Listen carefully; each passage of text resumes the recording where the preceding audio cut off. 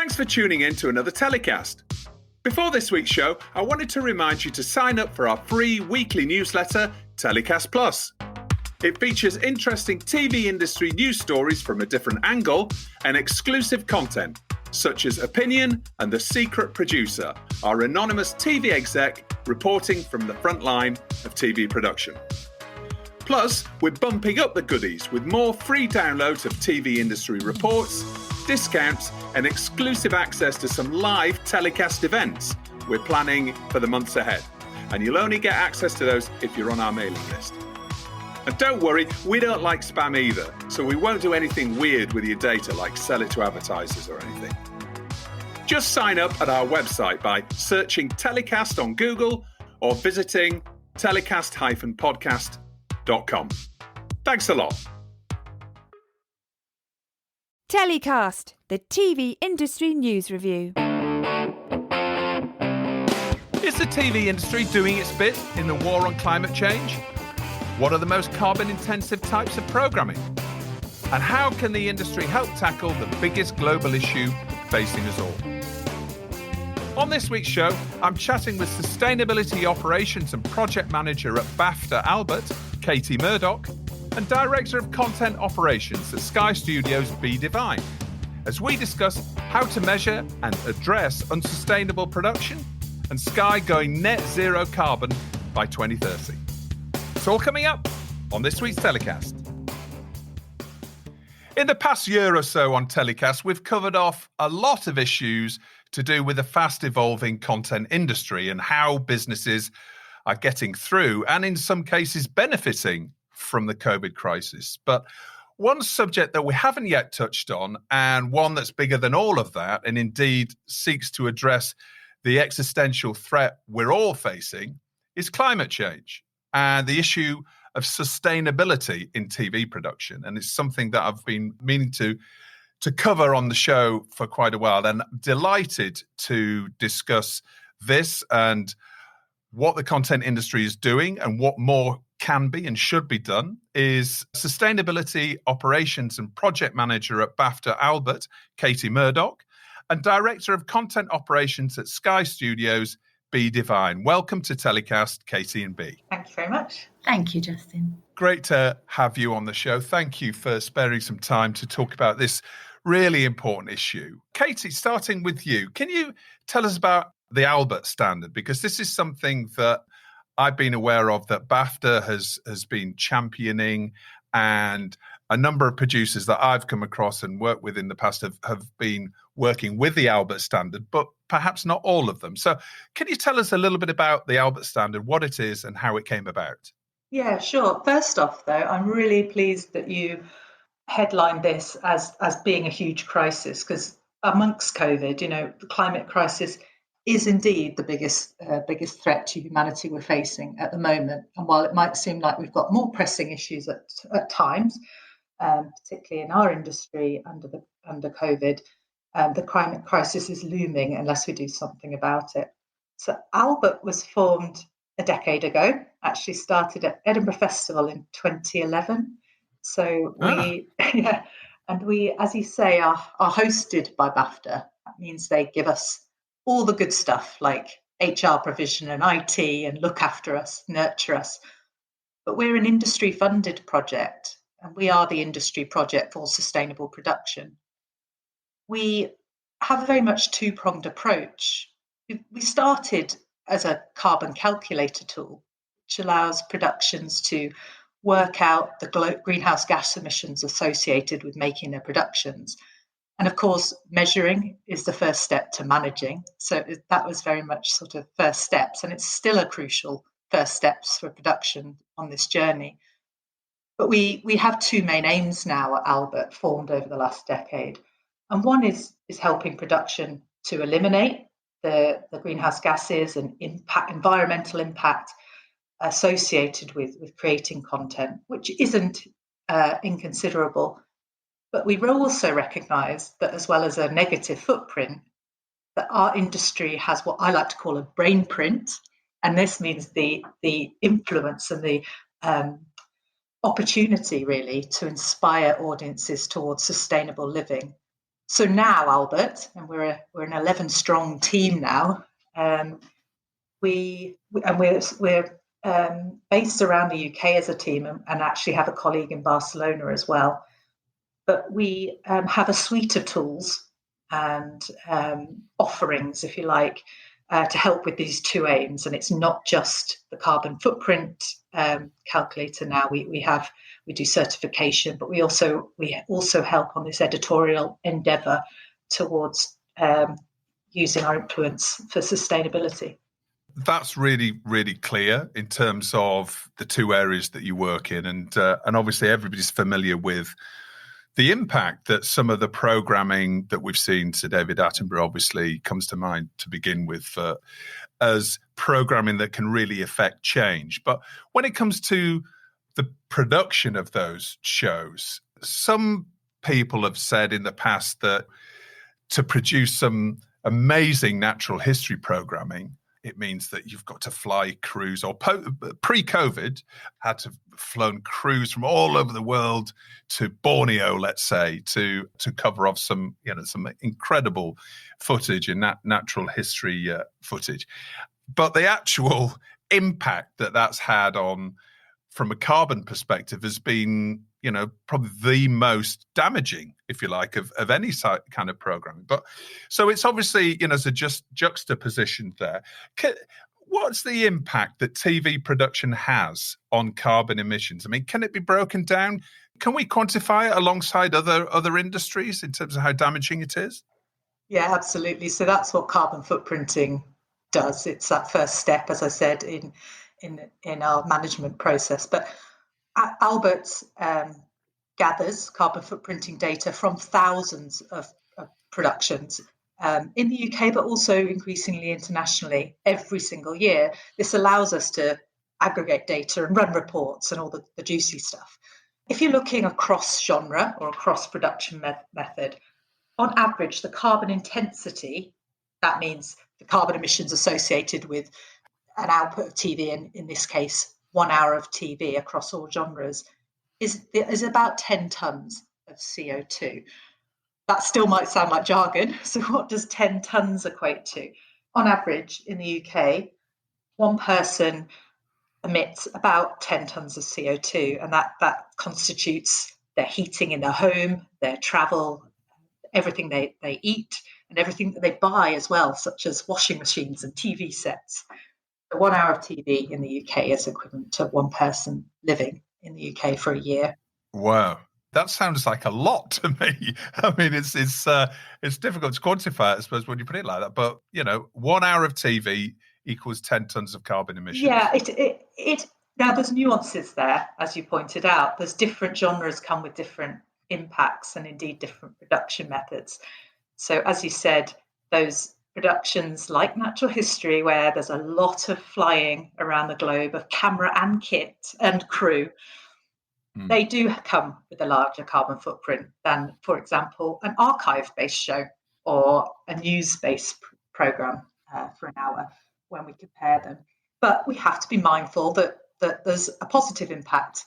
With natural history, it can be a connection with the natural world. It can be, in the case of Blue Planet 2, pointing out some environmental disasters. So Albert's not here to say those shows mustn't go on. We're here to help reduce the carbon footprint, but also increase that positive impact. In terms of shows that are produced in the UK, and I know you're mainly focused in the UK, you mentioned that you do have somebody in Barcelona, and are there any other similar organisations that are doing a similar thing in different territories around the world? There are. Albert, as I said, has been going for a decade now. We have a team of employees and we're kindly hosted by BAFTA, but there is a Sustainable Production Alliance in America that works predominantly just with the studios, but we work with our partners across the pond. We're certainly not in a competitive space here. It's all about sharing knowledge and working together, really, on this endeavour. Yeah, it's obviously a fantastic movement, and I do know, as I say, a number of businesses that I've worked with in the past are Albert compliant, if you like. What percentage of shows produced in the UK currently are Albert compliant? Do you have those sort of figures? It's a hard figure to come by, actually, without us going to every single broadcast member of ours to work out how many commissions they had in the year. But we're funded by industry. Sitting on Albert's directorate, that means that those members responsible for shaping our strategy are major UK broadcasters, including Sky, Discovery, Netflix, Apple UK, BBC, Channel 4, ITV, UK TV, and I've no doubt missed one, BT Sport as well. And these members fund us and have also, the majority of whom have set mandatory certification requirements. So that means their productions and commissions must get Albert certified. So we are quite confident that in terms of UK broadcast industry, we're capturing a lot of production. Now, of course, there's productions that are outside of major UK broadcasters, such as a lot of short film content. And they're the members and productions that we find it a bit trickier to reach. They have even more freelancers. So we're certainly working on a strategy to encapsulate them as well. Okay. And so there is a quota in place, essentially, when it comes to broadcasters that are part of your organisation. So they demand certain standards of their suppliers as well. That's how we work. Yeah, that's our stick, if you like. Yeah. Okay. And how about Netflix? They spring to mind as being obviously having a lot of big productions going on in the UK. Are they part of this, or are they yet to make this a priority? Netflix productions in the UK get Albert certified, and Netflix sits on our consortium and directorate. They're obviously doing quite a lot of work on their own internal net zero strategy, as well as production strategy for sustainability, but also, of course, looking at streaming emissions as well, which is of particular pertinence to them as well as part of our industry's carbon footprint. Well, coming to you, B, obviously Sky has become, very vocal and taken a leadership role, I think, when it comes to the international broadcast and content industry. You've got a program called Sky Zero, haven't you? And this is something sustainability has been, obviously pretty high on your agenda for a number of years. Can you tell us about what Sky Zero is and what you guys are doing? Absolutely, Justin. And, Sky was the first media company to go carbon neutral in 2006. And now we want to be net zero carbon by 2030. And Sky Zero is the program that covers that journey towards our net zero carbon targets. And of course, protecting the environment is something that matters to me personally, and it's huge for Sky. And it's not just in the UK, and it's across the group. And also, we're working very closely with our NBCU and Comcast partners. Within production, we work very closely with Katy and the Albert team, of course, and all our Sky originals in the UK do require Albert certification. So we made this mandatory. And of course, working with Albert, we're expecting carbon neutral outcome for all titles. And in January this year, we announced our sponsorship of COP26 along with new sustainable production principles and a new planet test that we have launched. And I think these are all a journey. We're not going to get there. And like Katy said earlier, there's a lot that can be done. The whole industry is trying, but it's still new. And I personally think this is an opportunity to work more collaboratively industry-wide than ever. And I think we all have our little bits to input into this. It's interesting, isn't it, that we've been through COVID and everybody's, had various different priorities and agendas. And actually, I think many people in the industry have looked at their priorities, both as individuals and also as businesses as well. Surely now would be the time for the rest of the industry, because it doesn't seem to be, barring Sky, barring Albert, and barring one or two other broadcasters out there, it doesn't seem to be as high on the agenda as perhaps it should, when it is such an existential issue that we're all dealing with. And as you say, the big COP event is happening this year. Do you think that's going to have an impact on the rest of the TV industry, B, when it comes to as other businesses really stepping up and other parts of the industry, not just producers and broadcasters, but other parts of the industry stepping up and really taking much more of an active approach to this? Absolutely. And, it's our responsibility, especially for big companies like Sky. We need to take leadership position in this and lead by example, perhaps. And that's why when we launched our sustainable production guidelines and the planet test that we apply to each title as Sky Originals, we've made them available online for everyone to use and adapt. And I think I'm hoping that people will take this and use it and run with it. It's not necessarily a Sky thing. Everyone has a part to contribute into this. And as part of our sustainable production principles, we've made a lot of materials available that we've collated over the years. We worked with the Albert team to give some guidance into productions and what can they do in pre-production, what can they do during the production, after production, and how can they put some messaging to consumers at home, to people who are watching this content, and what messages can be taken to them to raise awareness, show the actions. And also we're looking at what we can do around the content, whether we can use Albert logo at the end of each title and sustainability statement on all programs, and use our talent for messaging to people at home watching this again. So there's a lot that can be done, and I think we can only lead by example and hope that by raising awareness we will take everyone on this journey along with ourselves. And I think Albert have a key role in this as well, perhaps to pull everyone in the industry. The other thing to remember, I think, is Sky obviously isn't just the studios. It's a full broadcaster, and there's also the set-top boxes and everything else that is involved in the Sky ecosystem, all of your operations, even when it comes to the vans, the engineers that are driving around the UK and other territories around the world as well. So it's actually really quite an undertaking, isn't it, this Sky Zero, to actually become net zero carbon in another 9 years' time. To me, I don't see many other companies really going this far to make this sort of effort. This must be driven from the very top of the business. How do you transform a business as big as Sky to actually deliver on all of these on these ambitions? It's a massive transformation project, like you said, Justin. And I think we started with establishing a governance, and it applies to not just product, our engineers, home service and productions, but every department across Sky.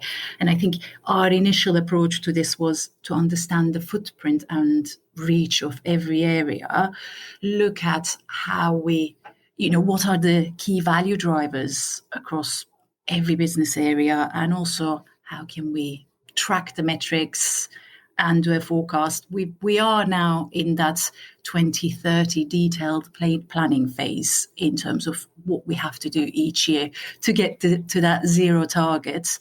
And of course, it's not a quick fix. It's definitely not a quick fix. And everyone have big targets at Sky. But I think we kind of encourage and engage each other, because I think Sky is a very ambitious company. I think we all thrive off that drive from each other. If one department is saying, oh, we've got plans, we may reach that sooner, the other departments are following from behind saying, oh, okay, we need to better them. And I think that ambition, I think, is fantastic. And I think we are all in this together. And it's a global crisis. It's not necessarily just reaching a business target. So I think, it's not just our businesses, it's our children and it's our future at the end of the day. Yeah, well, it's a shared goal, isn't it? Absolutely. Absolutely. Yeah. One thing that I see every morning when I, speaking for myself, I'm afraid I drive a diesel car still. I wish I could buy an electric car, but the infrastructure is not there. But that's a whole different conversation. But I'm based at Elstree Studios in Boreham Wood, just north of London. And I'm seeing every day at the moment the most enormous construction project going on to create the new Sky Studios complex. It's a very impressive construction site at the moment. How many stages? Can you tell us a little bit about that and that project? Because in its own right, creating something from scratch that is going to be sustainable is again another challenge. Absolutely. It's a very, very exciting project, Justin. And I think it's, along with all our other bold commitments, of course, Sky Studios Elstree is going to be the home to accommodate all our production needs, not just for Sky, but also NBCU and wider industry where there's availability. And our ambition here is to build the world's most sustainable film and TV production studios when it opens next year. So on the site, we've got 13 stages, a couple of warehouses, and multiple production office buildings. To sort of put that in context, it's the size of 17 football pitches. So it's a big space. And we've got a good big piece of work that we're doing with Albert to create a studio's sustainability scorecard. And I think with that, we want to get all the studios and stages globally to have a way to measure, track in multiple areas, because on site we will be using solar energy wherever possible. We'll generate approximately 20% of our energy and store this in large batteries rather than relying on traditional generators. And for everything else, we'll use renewable electricity. And for all our logistics vehicles, we'll use electric vehicles, and we'll use on the LED lighting where possible, of course, and we will encourage that all the time. And we will be harvesting rainwater on site, and of course, we will ban single-use plastics on our operations. We're looking deeply into waste management, and we are also trying to be creative with how we are working on our individual productions to see whether we can reuse sets rather than building from scratch every time, and create a whole asset management system to perhaps repurpose what we have across Sky and NBCU productions. I think this is a whole big beast ahead of us, but it's a big ambition, and we are very, very excited about it. Justin, you're right to bring up the studios, though, because there's only so much production can do without the infrastructure to support.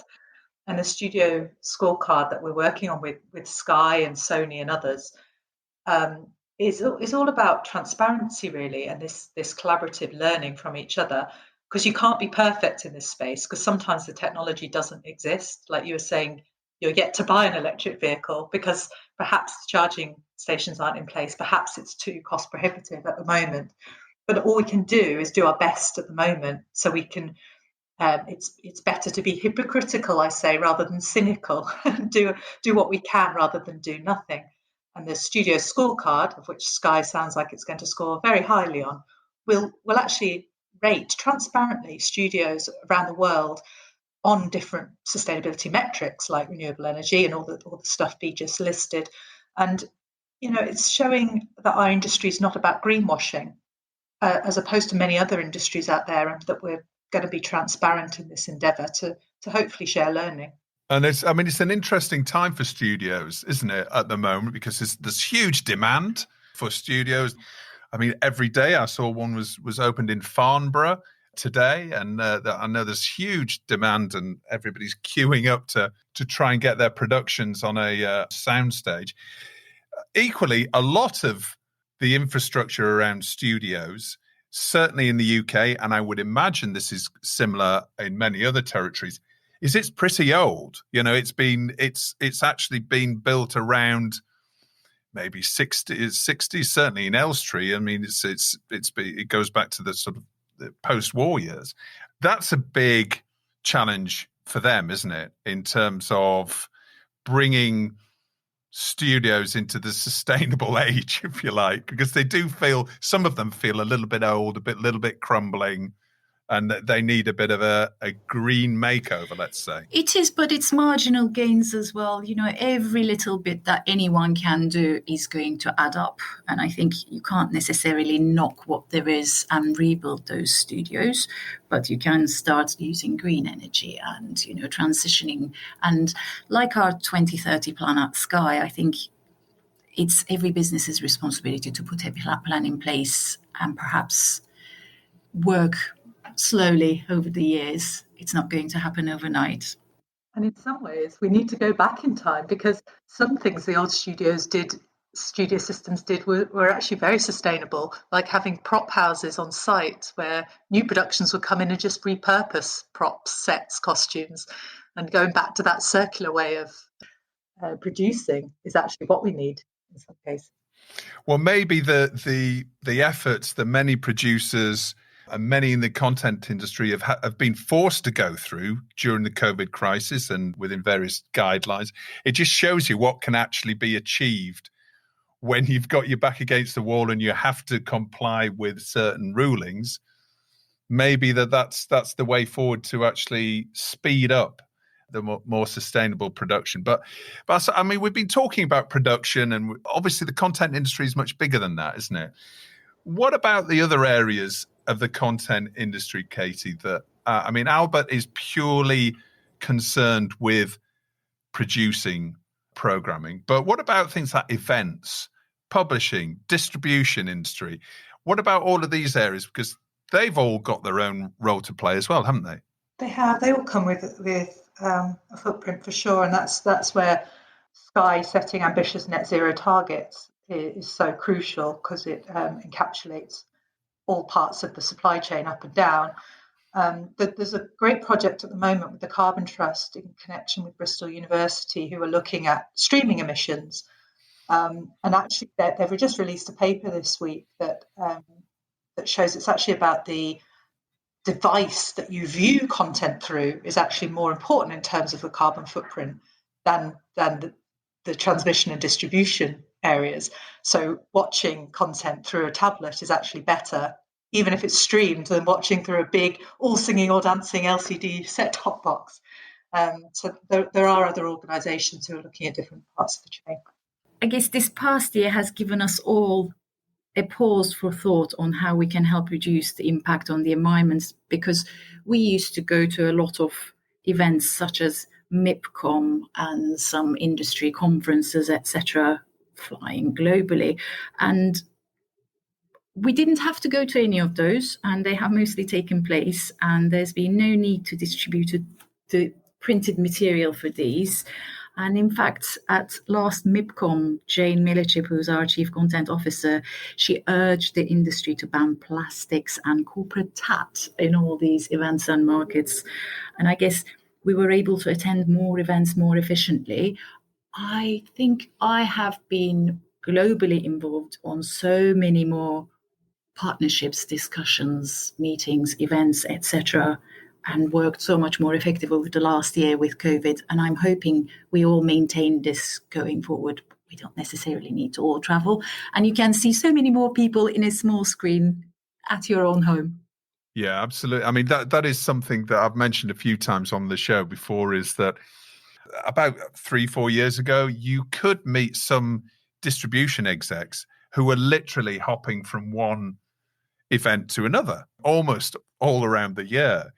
Just the number of air miles, and everything that's involved with that, to these events that we're using non-sustainable materials. So it really does sort of lay it bare. And hopefully, as you say, now we're maybe concentrated. Our minds are maybe a little bit concentrated to being more sustainable when we actually come out of this, and we can all start to go to these events again, and the industry starts to adapt to this new normal.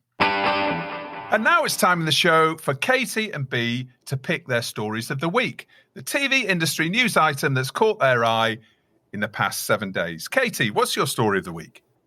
Well, Justin, mine is Jeremy Clarkson's new farming show on Amazon Prime. And I never thought I'd be saying this, but the reason I've picked this is because Jeremy Clarkson is it's been important, let's say, in car culture in the UK, and was a climate skeptic, even outright denier a number of years ago. That was until he filmed in Cambodia and firsthand saw the effects of climate change as he was trying to cross a dried up river for one of his productions. He's still not an eco-warrior, and he has battles, quite vocal battles with the vegan movement, for example. But to see him doing a farming show, and I watched the first episode last evening, where he talks about climate justice for farmers. He sees firsthand the impacts of pouring rainfall on the crops. He argues for the plight of farmers. He argues against industrialized farming. It's quite a journey. And we're not going to get everyone, all our audiences, to think about sustainable living if we only put vegans and eco-warriors on screen. We do actually need different people telling different stories. And that's going to be the way we inspire every sort of tranche of society to come on this journey. So seeing someone like Clarkson's journey from climate denier to farming, I thought it's quite radical. No, absolutely. And it's actually got some really good reviews I've seen. We'll put a link actually to for everybody to go and have a look at the new Jeremy Clarkson series. How sustainable Amazon is, that's another question altogether. But anyway, how about you, B? What's your story of the week? My story of the week is actually ITV Daytime welcoming their first green satellite vehicle. I think we've been doing all we can at Sky, and we've got our targets as well. But to see the 4 cars of ITV Daytime's current fleet have been replaced, I think that sort of gives us a bit of a push. And in our production and content Net Zero Carbon Working Group meeting today, we were discussing, okay, we need to set target for all fleet vehicles to be electric by 2024 within sports. News are already doing some fleet of hybrid cars, crew cars and green diesel being in use. But I think we will need to expand that. I'm taking this as a good example for us and to the whole industry. Right, fantastic. Well, this is all good. We've got green stories of the week, which isn't a surprise. Thank you for those. And now it's time of the show where my guests get to nominate their heroes of the week and who or what they're telling to get in the bin. B, who's your hero of the week? Well, my hero of the week is the G7 summit and the global leaders pledging to share 1 billion COVID vaccines with the poorer nations internationally. You can almost see the world leaders desperate to be the first to announce their particular part of that, couldn't you, with Biden and then Boris Johnson, but then everybody together. Absolutely. And as we've discussed on the show before and on the TellyCast Plus newsletter, that, you know, until everybody's vaccinated, it's not just a local problem, it's a global problem, much like carbon emissions and climate change. That's the G7 summit is your hero of the week. And who or what are you telling to get in the bin? Oh, it's the rising COVID cases following the bank holiday crowds and the extension of the restriction 4-week period. For me, it's ongoing. I think we're all very keen to move on and get back to the new normal now and perhaps focus on sustainability rather than COVID issues. Exactly. We just want everybody to get jabbed, don't you? Just want everybody to for us to achieve this immunity. Oh, definitely. It's going in the right direction, but I think it's not going as fast as we would like it to. No, maybe we should take a leaf out of California or various other US states who have actually got lotteries for people to get vaccinated. You get vaccinated, you get a free entry to a $1.5 million lottery, which is astonishing. But there we go. Whatever it takes, right? Whatever it takes to get everybody jabbed. How about you, Katy? Who's your hero of the week? Mine is Gareth Southgate and his open letter ahead of the Euros called Dear England. And that's because he recognises that there's an influence of footballers and football managers beyond just the game and just winning. And he's used that influence to talk about diversity, inclusivity, equality. We work with the Sports Consortium at Albert, who are so engaged and passionate because they see the first-hand impacts of climate change on their sports, but use their influence to talk about climate change and sustainability through commentary, through actually the sports people themselves being passionate about the endeavour. And I blubbed when I read his letter. I really did. I thought, what a beautiful way of using your influence. That was real leadership, wasn't it? It was true leadership, what you saw from Gareth Southgate, who's everybody's got a lot of time for him. He seems a decent guy, but when he put that together, you're absolutely right. I think it's had a real impact. And hopefully, as we go forward, the message will get through to some of these people that are still booing the England team for taking the knee. Anyway, who or what are you telling to get in the bin? Mine is on the theme of the G7 summit, but it's the person who's responsible for Boris Johnson's Twitter/photography and press, because on his arrival, there was a tweet from Boris Johnson's Twitter to say, looking forward to the G7 summit, to building a fairer and greener world post-COVID. And there was an image of him getting off a domestic flight to Cornwall. And that's a complete lack of joining the dots up there, because it's domestic flying that's really contributing to national climate change and carbon footprint emissions. And we really need to tackle it in the UK particularly. Hopefully the new infrastructure that they're building, the trains, HS2, well, that's a whole other area for us to get into. But I think, in terms of getting people off those domestic flights and getting people back on the trains, and obviously electric vehicles is going to be a massive help. And that's what the Queen did, actually. The Queen travelled home by train from the G7 summit. She was nearly my hero of the week for doing that. Good for her. Maybe Boris can take a leaf out of her book. Katy B, thank you so much for coming on the show. Really enjoyed discussing this with you. I mean, it's a huge subject. We could talk about it for a lot longer, and there's lots of other areas that I've probably not even mentioned that are worthy of much more discussion when it comes to climate control and basically the efforts that we all need to go to. But really fascinating to hear about the content industry, what Sky's doing, what Albert's doing. And we'll put some links to various pages on your websites that people can go to and check out more information about how to be more sustainable when it comes to production. So thanks very much for coming on the show. Thank you so much. Pleasure. Well, that's about it for another week's show. As always, thanks for listening. Don't forget to rate and subscribe to TellyCast and share it with friends and colleagues. And a quick reminder to sign up for our free newsletter called TellyCast Plus.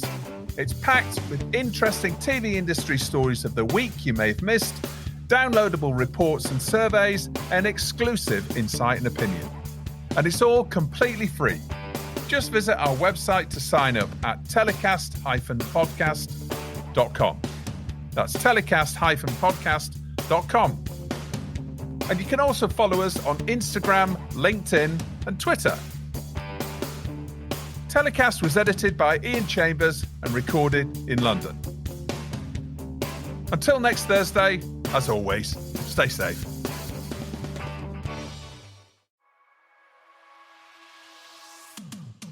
Thanks for listening to another TellyCast. A quick reminder to sign up for our free weekly newsletter, TellyCast Plus. It features interesting TV news stories from a different angle and exclusive content, such as Opinion and The Secret Producer, our anonymous TV exec reporting from the front line of TV production. Plus, we're bumping up the goodies with more free downloads of TV industry reports, discounts, and exclusive access to some live TellyCast events we're planning for the months ahead. And you'll only get access to those if you're on our mailing list. And don't worry, we don't like spam either, so we won't do anything weird with your data like sell it on to advertisers or anything. Just sign up at our website by searching TellyCast on Google or visiting telecast-podcast.com. Thanks a lot.